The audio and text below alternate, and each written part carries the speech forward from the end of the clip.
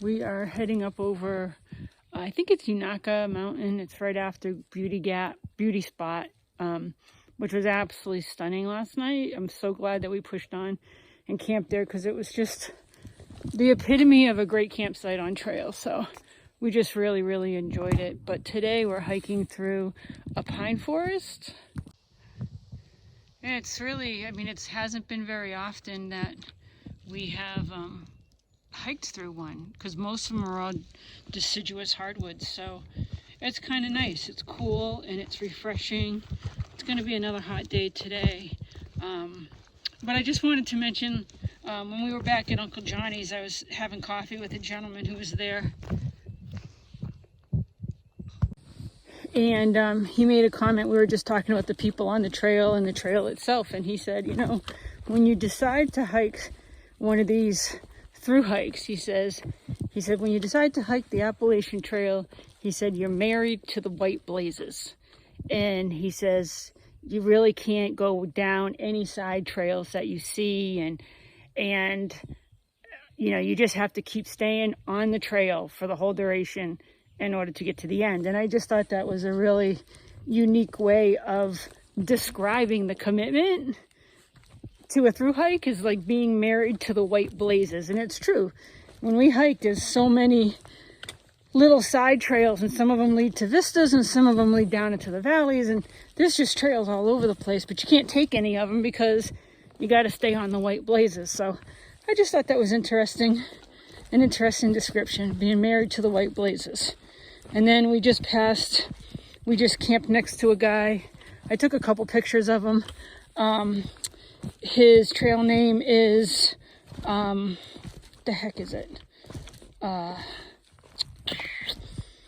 I'm just drawing a blank. It was No Rush.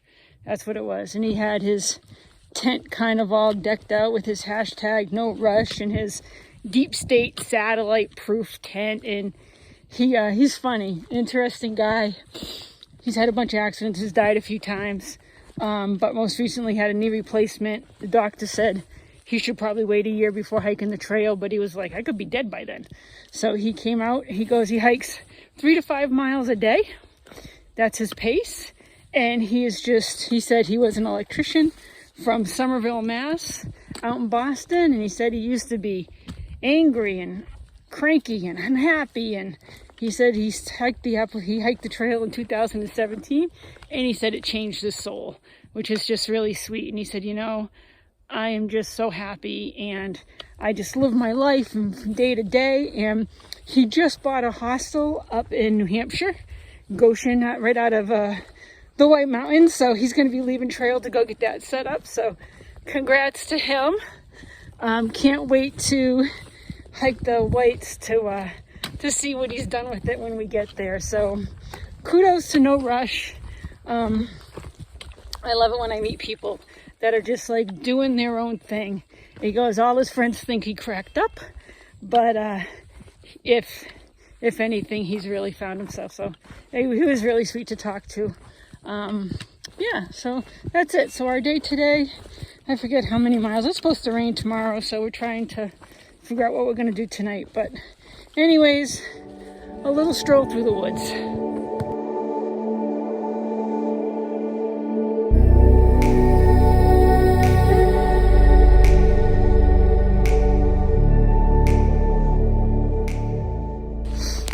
Alright, might as well make a video. It's gonna be a little close because it's raining. I can't go too far beyond my umbrella. So anyways, rainy day today. Probably stop around 3 o'clock, but at least it held out for us to pack up our tent. And it didn't rain last night, so thank you God for that, because that just makes things a whole lot different. But hiking in the rain's not bad. There's Michael. He's got his umbrella going too, so. But this is kind of what it is. There's a shelter about a mile away. We'll stop and have lunch and at least get out of the rain for a little bit.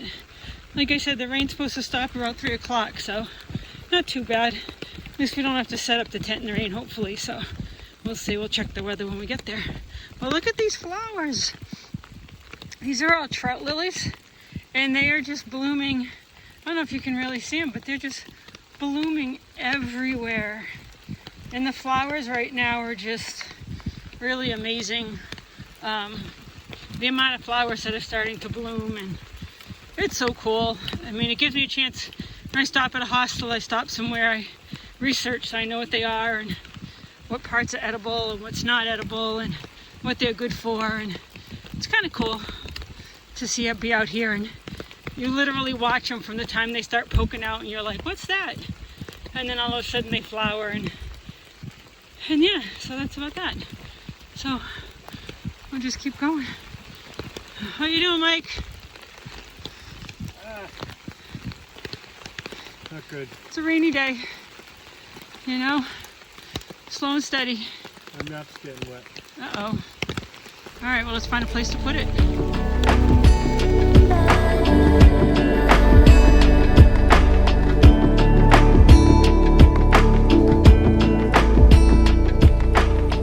Okay, so we're on our way up Rowan Mountain. It's about a 2-mile hike up, straight up the hill. Freezing last night. All of our water and our water bottles all froze, so it was definitely in the 20s. And it's still pretty cold today. Windy, but at least clear, so we'll at least have views from the top. One of the guys that we were camping with, Breezy, said it really is one of the most beautiful sections of the trail with all the balds. So we're looking forward to that.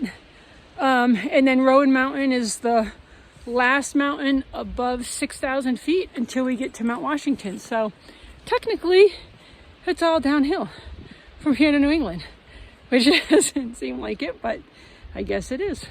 So this is kind of our hike today. So cool. I just found an old piece of bark that has an original blaze on it, so that's very cool. Let me see if I can angle this. But this is kind of our hike. Kind of rocky, just zigzagging up the hill. Ooh. You know, I realize why nobody films the tough parts. It's because, first of all, you can't talk. Second, you look like hell, huffing and puffing, mouth breathing, death grips on your poles and whatnot. So, but I'll do my best. But like I said, pretty forest. There used to be a hotel up here. I forget when, Michael can tell you. But there used to be a hotel. And then I think they tore it down. They started logging the area, something like that. But it's crazy to think that people used to come all the way up here to a hotel. But we'll show you the views when we get there.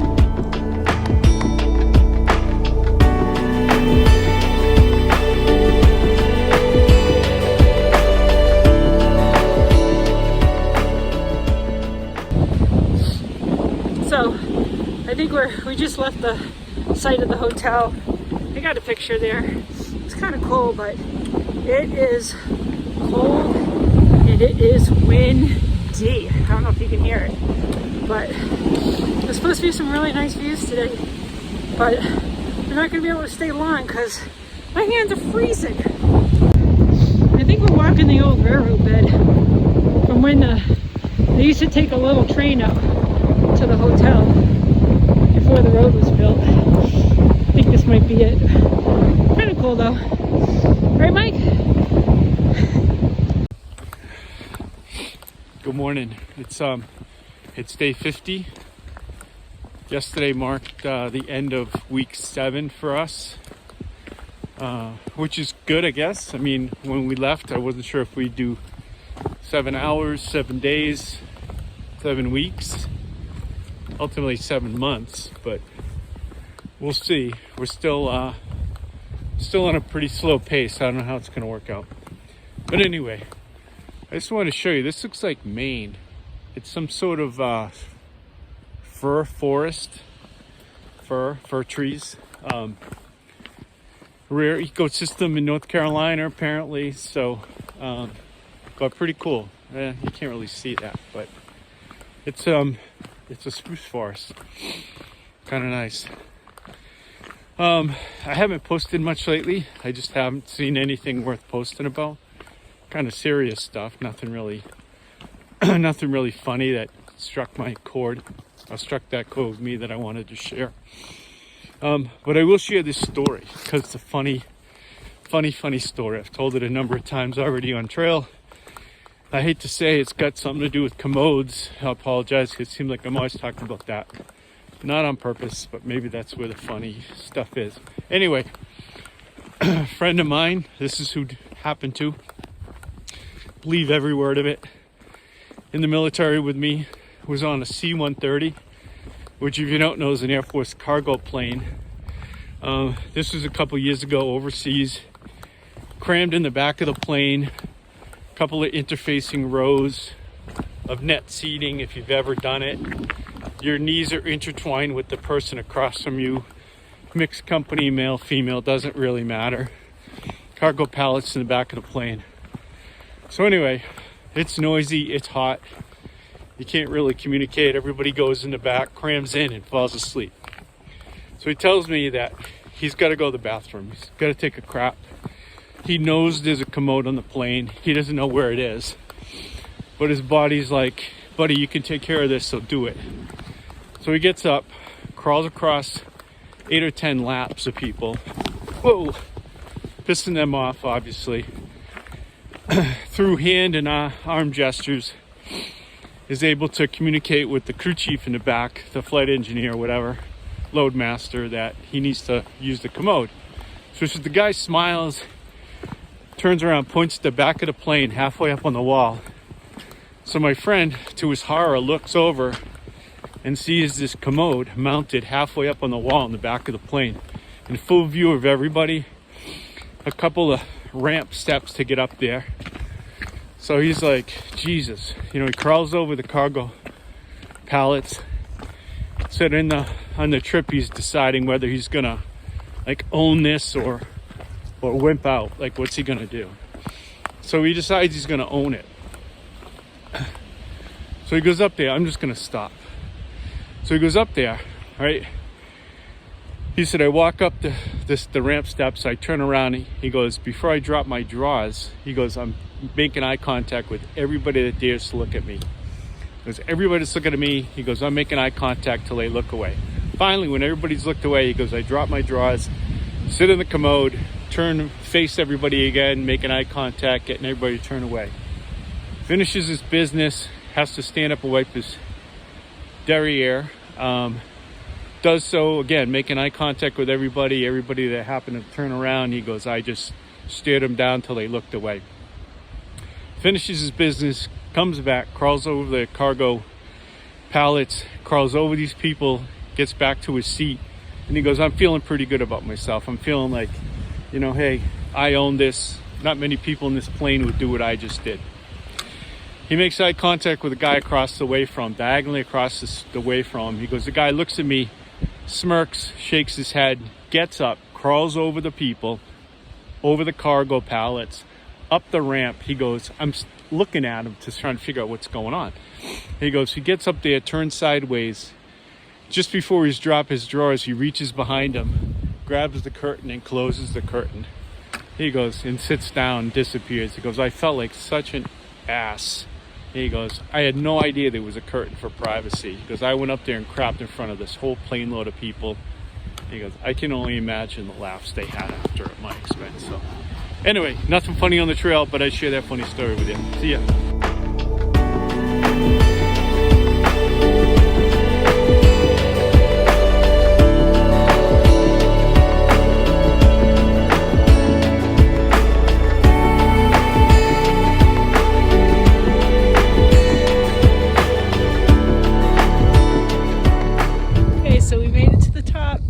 Actually that bad. Michael was laughing. He says, you look at it from the bottom and it looks huge and it's only about 500 feet, which is crazy because we've done ascents of 2,000 feet in a day, or what's probably our highest one? 3,000? No, 25? 6. No, from an actual ascent. 3,000 ascent. So can you imagine, like Michael said, if you would have actually seen that beforehand, we probably would have said no way. So, but you got this beautiful, let me see if I can get it here, a beautiful 360.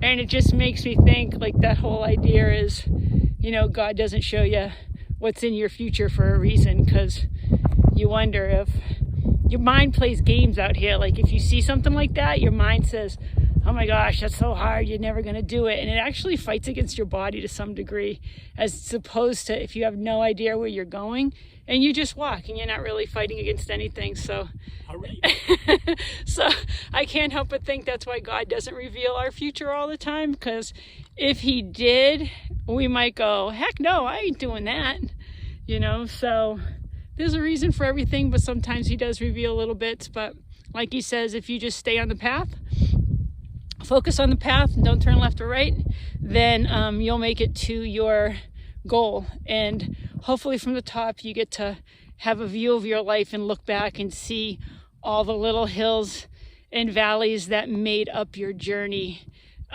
Sometimes you do and sometimes you don't, like just out on the trail, just like out on the trail. So again, it's like, it's funny, they all say that the trail is like life and you learn things about life by hiking the trail, and it really is true. Like, you do have to stop. Sometimes I have to turn around and look back, because the view from behind sometimes it's just as beautiful as the view going forward, if not even more, and you'd miss it if you just don't turn around once in a while. So anyways, that's my life lesson for today, and we are headed down there. And if anybody's interested, these are the Rowan Highlands. They were really a beautiful hike. If you can park at Round Bald, and then you can hike up and over through the Highlands, end up at Route 19, where there's a bed and breakfast and a hostel right on trail. And I want to say we did 12 miles yesterday, maybe 12 miles, but we hiked up and over Rowan Mountain too. So I think it's 7 miles today, so I don't know, maybe 15 miles, but it was a really beautiful hike, a really nice hike, not too strenuous. But like I said, you could hike up and over, stay in a hostel or a B&B, and then hike back the next day. I just thought about Benjamin, I think about you. I think you and Kirsten would really enjoy this hike if you ever have a chance, and it's close to you guys. So, but if anybody has a chance, it's a really beautiful little vacation spot. You can camp on the balds if it's not too windy. You do have that ability, which you would have just beautiful 360 sunsets and sunrises. Unfortunately for us, it was just way too windy yesterday. So, but today is nice. I'm glad we got to enjoy at least one bald in pleasant weather. It really is beautiful to see all the flowers as they bloom, because you start seeing them. Hold on, we go straight, right? Yeah, so you start seeing them when they're first budding, and you're like, oh, what are those? And then all of a sudden, you know, maybe a couple days later, you'll see one, and then you realize what they are. So it's just really kind of like the wildflowers are really beautiful. They just make me smile every time I come around a corner. And Michael always has to yell at me to stop taking pictures of flowers, but I'm going to keep taking pictures of flowers.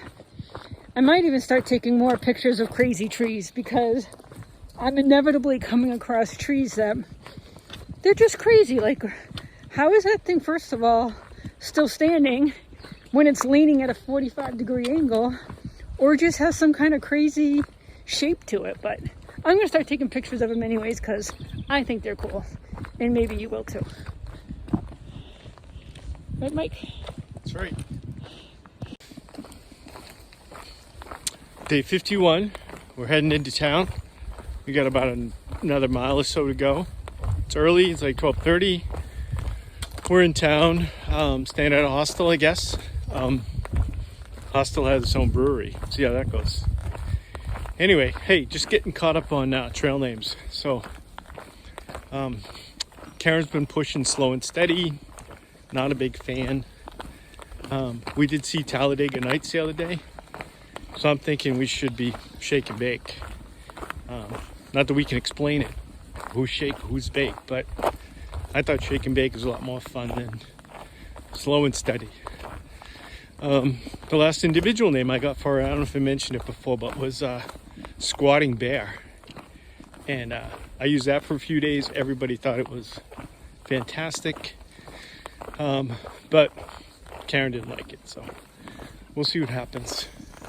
But anyway, that's it. Day 51, week 8. Still projecting not to get the Katahdin until the middle of January, so we're not making any ground. In fact, we're probably losing ground, only averaging, I don't know, 55, 56 miles a week. Whoa, sorry, I'm on a bridge. We need to do better than that. Otherwise, we ain't gonna make it, but we'll see.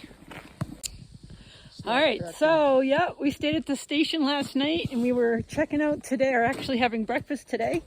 And Dave, the owner, said, "You guys slack packing?" And one thing led to another, and we are slack packing 14 miles today. We're gonna go, they don't have any rooms tonight, but they do have a tent space, so we're gonna head back there. We're gonna tent for tonight because Friday night is karaoke night. So we are going to experience karaoke in Rowan Mountain, Tennessee. We're getting sidetracked, people. But we're not losing mileage. We're not losing mileage. So look at, no backpacks. It is a beautiful day. Michael's got a little tiny one, just enough with lunch. Excuse me. But we are going to enjoy the day, and he said it's really a beautiful hike. There's Hurry up. waterfalls and ponds and lakes, and so we're just gonna Butterflies. And yeah. So we're just gonna enjoy our day. Yep. So here we go.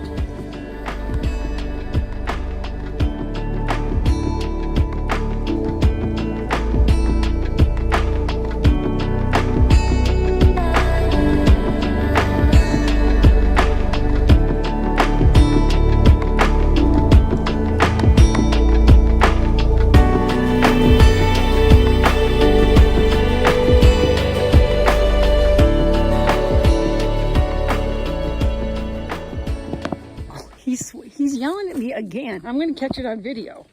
So anyways, we just crossed paths with these 3 kids, and Michael always says that we're gonna be the people that take the longest time to get to Katahdin. So the running joke is our numbers are 1026 and 1027, and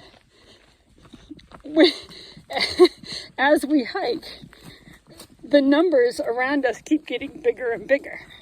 So Michael just noticed one of the numbers on the last kid was 2396. We are 1026. So you gotta explain what that is.